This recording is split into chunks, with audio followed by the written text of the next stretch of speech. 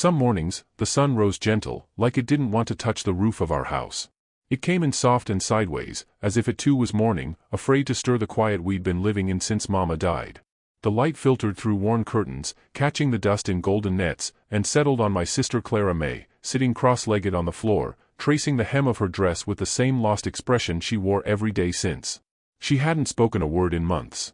Not since the coughing started, deep and raw in Mama's lungs. Not since the preacher said prayers too fast and the townsfolk brought dry pies no one touched. Clara watched her slip away from the corner of the bed, never making a sound. Not a sob. Not a whisper. Just those wide, brown eyes that carried the whole silence of our world now. I was 23, but grief don't measure age. It folds you in like a letter you never meant to write. And after Mama passed, the letter kept unfolding. The hens wouldn't lay, the garden withered, and Clara May, who once sang to cicadas at dusk, just sat under the sycamore and watched the wind move the branches like ghost fingers. We lived just past the edge of town, where fences got tired and paint turned to chalk.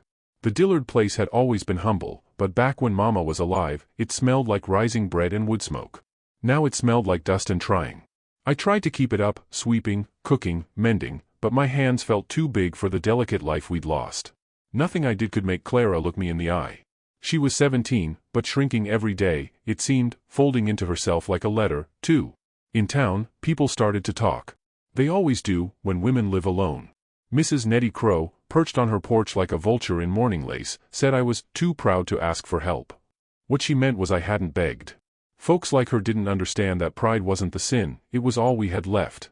Sheriff Whit Harper, once a friend of Mama's, stopped riding by unless there was business. He looked me in the eye but wouldn't look at Clara. Maybe her silence made people uneasy. Maybe they didn't know how to meet someone whose grief didn't cry out, but just stared.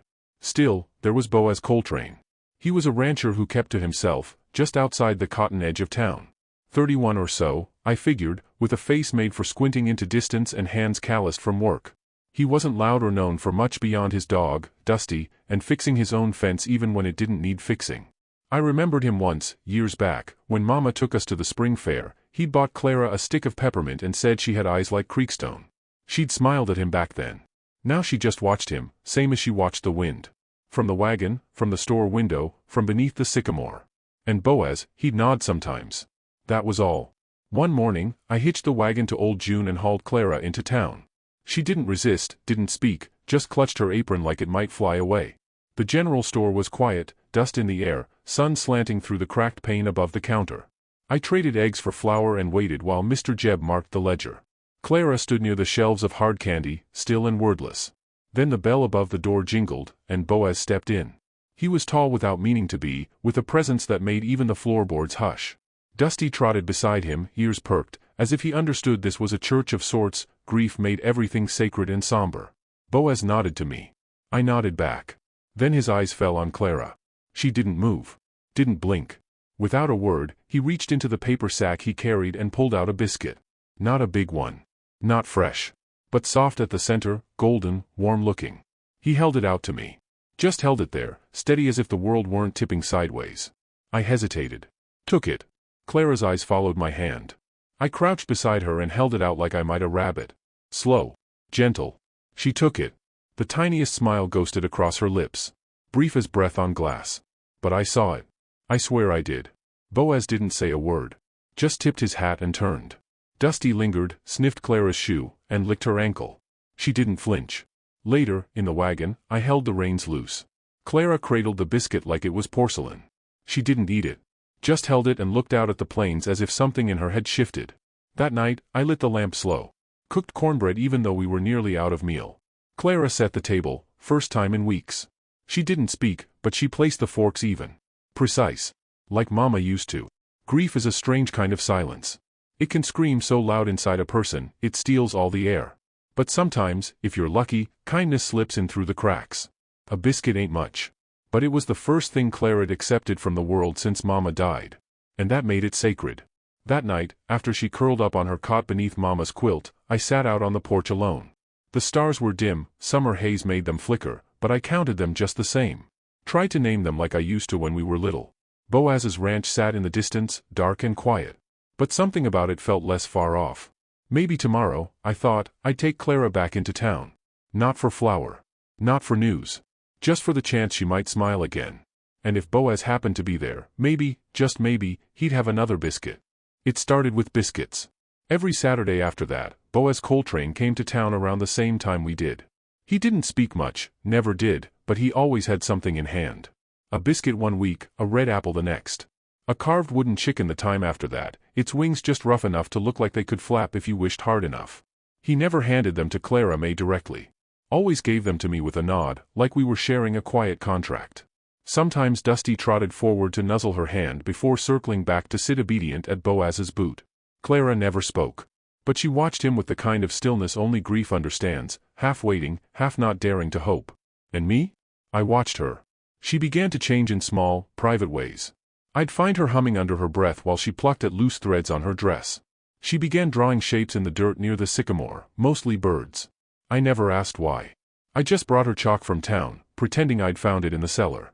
She began brushing her hair again without me asking. Began tying the sash on her apron like Mama used to. It was as if her silence was no longer a prison but a waiting place. Like she was thawing. Slowly. Gently. In Boaz's quiet, she found no threat. In his presence, no demand. And in Dusty, she found a guardian. I began to notice the way Boaz lingered when our paths crossed. He'd tip his hat, sometimes say "ma'am" in that soft, sanded-down drawl. I'd answer polite but short, unsure if I was grateful or scared. It wasn't just Clara he was looking at anymore. It was me too. Not bold, not pressing, just the way a man looks when he sees you clearly and waits to see if you'll let yourself be seen. But town didn't change so kindly. Whispers stuck to us like burrs. Mrs. Crow, with her ever-watchful eyes, noted how often we went to the general store now. How Clara smiled sometimes, even laughed once when Dusty chased a chicken clean into the fabric shop. I heard her say it outside the mercantile one afternoon, that Dillard girl's got her sister flirtin' with the rancher now. That's how it starts, girls without mamas lose their bearings. It stung. Worse than I'd admit. Because some part of me feared she was right. After Mama passed, I'd sworn not to be needy. Not to be seen as weak or hunting for a man's roof to hide under. But grief carves its own rules. And kindness, it sneaks up on you. Not like thunder, but like water wearing down stone. One evening, I found myself standing near Boaz's corral while Clara petted Dusty nearby. The sun was sinking, low and bleeding into the fence rails. He leaned against a post, arms crossed. I didn't plan on talking, but the hush between us was too thick. "She seems lighter," he said, voice like split wood. I nodded. "She don't talk. But she's drawin' birds now. Birds are good. She used to sing to them." He looked at the horizon, jaw tight. "I had a sister once. Younger. Wild little thing. Died of fever. I was 12. I looked at him then, really looked.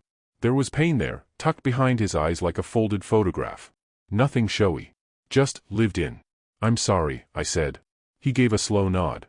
"Some things don't heal right. But you learn to live with a limp." It was the first time I wanted to reach for his hand, not for safety, but just to let mine rest in it. I didn't, though. Instead, I walked over to Clara, who was humming again, and told her it was time to head back. That night, the wind picked up. It whistled through the cracks in the barn, made the porch boards groan. I sat up late, knitting by lantern light while Clara slept nearby, her hand curled around that carved wooden chicken like it could keep the dreams at bay. We kept going like that. Days folding into each other, soft and strange. Clara smiled more. Drew more birds. Hummed often. And Boaz, he kept showing up, not just in town, but once to bring us a bag of oats when our mule looked thin. Another time with nails when our fence sagged. But then the whisper turned into storm. One morning, Clara wandered down the old dirt path toward Boaz's pasture, Dusty padding beside her like he'd been waiting all along. I didn't see until it was too late. And Mrs. Crow did. By sundown, everyone knew the Dillard girl had been visiting the rancher's place unchaperoned. They said it in that way that meant sin, even if there hadn't been any. Even if she just sat on the fence watching Dusty chew a stick. Even if Boaz never even came out of the barn. That evening, Sheriff Harper rode up slow and stiff. He took off his hat as he dismounted, like he was delivering a funeral note. "Just makin' sure all's proper out here," he said, eyes full of things he didn't want to say. "Folks are talkin'. Maybe best to keep Clara home for a while." I clenched my teeth. Clara stood on the porch behind me, eyes wide and hurt, clutching that same carved chicken like it might save her from shame. "Clara don't go nowhere alone," I said. He nodded, awkward. "I know.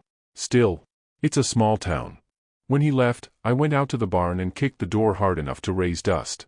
It wasn't just the town. It was me. I'd let hope sneak in. Let kindness take root. Let Boaz's soft presence start to feel like something we had a right to. And now it was turning into another kind of weight. Another judgment. Another way to be broken. That night, I sat in the dirt near the garden row, hands covered in mud, not planting anything, just burying my fingers in the earth like it could take my fury. I heard steps behind me but didn't turn. "I don't want your pity," I said, knowing it was Boaz. "I didn't bring any." His voice was close. I felt him more than saw him. "I'm tired," I whispered. "Tired of carrying all this like I was born for it. I ain't. I'm just what's left.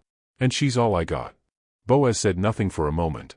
Then, "You're more than what's left, Ellie. You're what's holdin' the rest together." I laughed, bitter. "I ain't strong. I'm scared. I wake up every day wonderin' how to make her smile. That's all. I got nothin' else." Behind me, the gravel shifted. Lighter feet this time. Then, Clara's voice. "You are." I froze. 2 words. Simple. Soft. But they shattered the quiet like a thunderclap. I turned so fast I scraped my knee on the dirt. She stood there, barefoot, hair a mess, eyes wet but clear.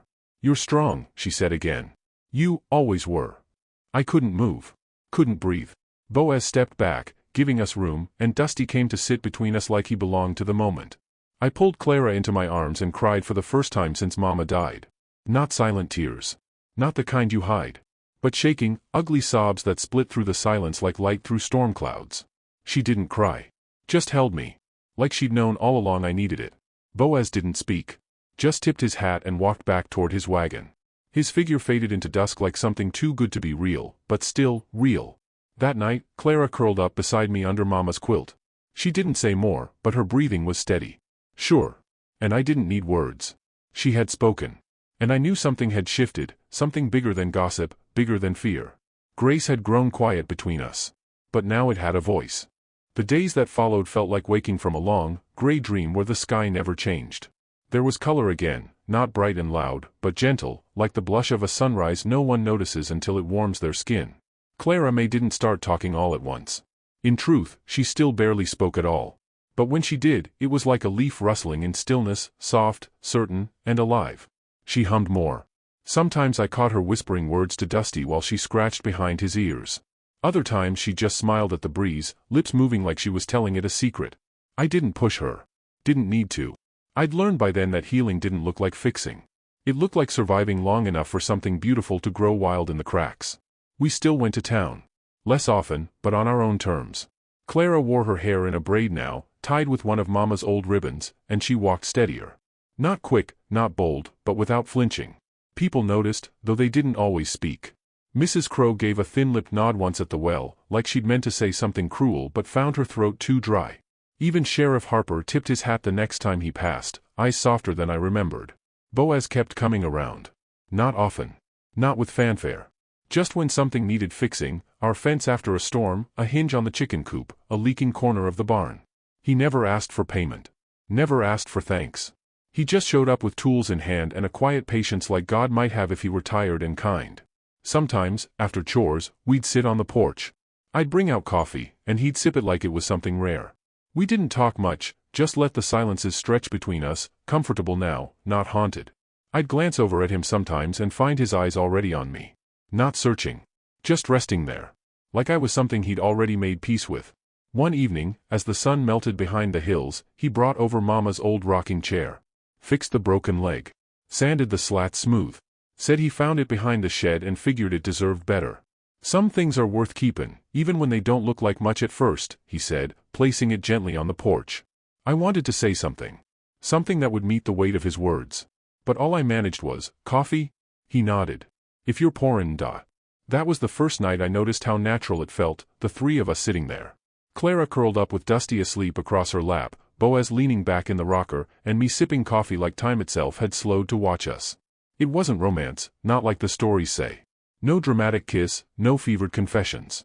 Just hands brushing as we passed the sugar tin. Just a look held a second too long, and the kind of stillness that says, "I see you. I'm not going nowhere." Town still watched us. They always would. But the whispers changed tone. They softened. Turned into something closer to respect, even admiration. Pastor Lyle stopped us one morning and said, "The Lord don't always heal with thunder.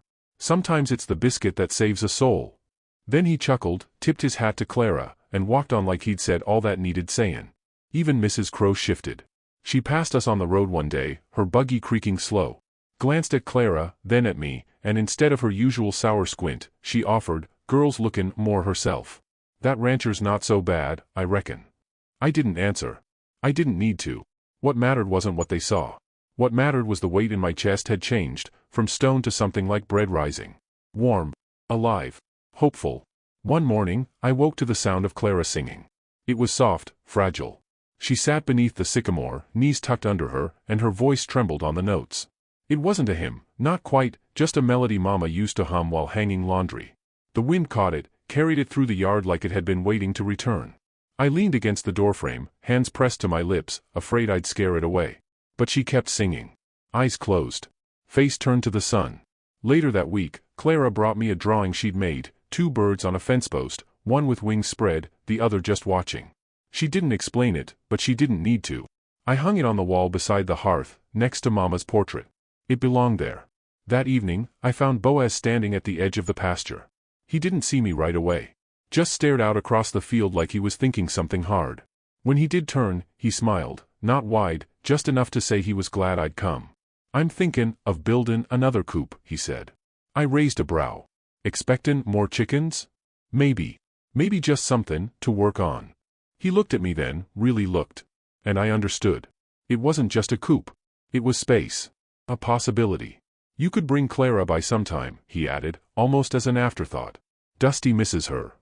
She'd like that." We stood there a long moment. The sun was dipping low, and the scent of hay hung thick in the air. "Boaz," I said, quiet. "I never thanked you." "You don't need to. I do anyway." He nodded once. "You saved her, Ellie." "No," I said, eyes stinging. "You did. You gave her something I couldn't, something outside of me. Outside the grief." Boaz stepped closer, but not too close. Just near enough for his voice to feel like a hand at my back. "Sometimes," he said, "what a person needs most is to be seen without being fixed." I think I fell in love with him then, not the wild, burning kind, but the kind that feels like an open gate. No pressure. No rush. Just space and time and sunlight on tired shoulders. The days kept moving. Clara planted flowers near the porch. Marigolds, mostly. Said they were sun-colored. I found myself smiling more, laughing sometimes when old June tried to eat Boaz's hat. The garden came back, slow but steady. Even the chicken seemed less stubborn. And the silence that once filled every corner of our lives? It didn't vanish. But it changed. It became a place we could rest in. A place where memories lived, yes, but also where new ones could bloom. Sometimes, when I sat on the porch late at night, I'd talk to Mama like she was still there. I'd tell her about the biscuit. How it started something. How it saved her girl. And I'd tell her how, in the quiet that followed, we found a life worth living. Not loud. Not perfect. But stitched together with grace. If someone asked me now what I learned through it all, I'd say this. Kindness don't shout. It shows up. It fixes chairs.